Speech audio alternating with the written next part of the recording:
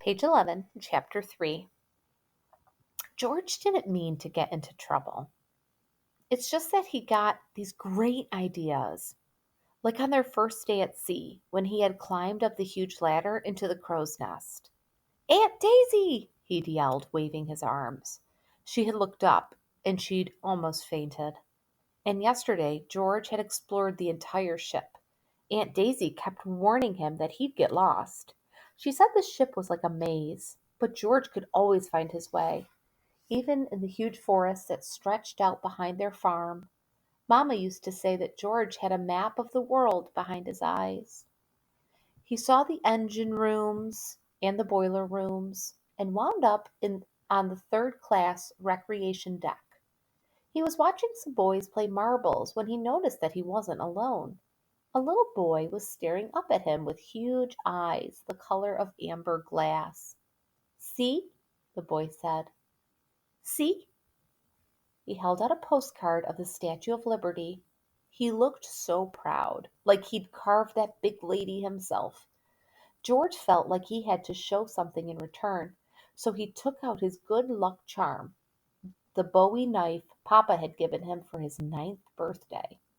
He let the little boy run his fingers across the handle, which was carved from an elk's antler. Enzo, the little boy said, puffing out his chest and pointing to himself. George, said George. Giorgio, the little boy cried with a smile. A man sitting near them laughed. He was reading an Italian-English dictionary and had the same huge eyes as the boy. George guessed right that he was Enzo's father.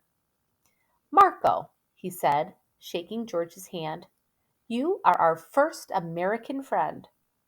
Marco must have been studying that dictionary pretty hard because George understood everything he said.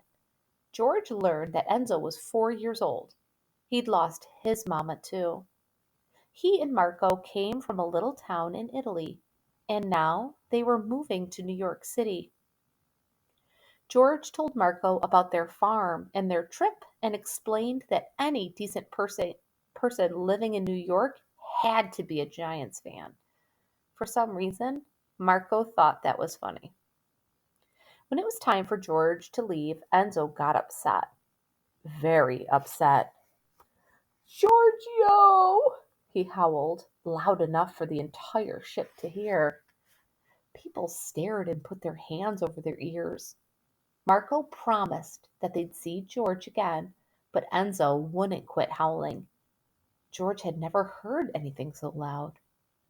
By the time Enzo let go of George's leg and George ran back up to the suite, Aunt Daisy was practically howling too. I thought you fell overboard, she cried.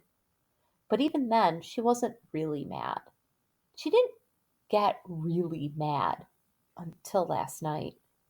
How that lady screamed when George came sliding down the banister, like he really was a giant squid. George didn't mind getting yelled at. He was used to it. Not a day at school went by without Mr. Landers shouting, George, settle down! And Papa, well, he always seemed to be mad at George. But not Aunt Daisy. And being on this trip was supposed to make her happy. Happy for the first time since her husband died last year. It had been Uncle Cliff's dream to be on the maiden voyage of the Titanic. He'd struck it rich selling automobiles and had plenty of money to pay for one of the biggest suites on the ship. When Uncle Cliff had his accident, George was sure Aunt Daisy would cancel the trip. Instead, she'd invited George and Phoebe to go with her. And to George's shock, Papa said they could. Your aunt's going on this trip to find a little peace, he said to George.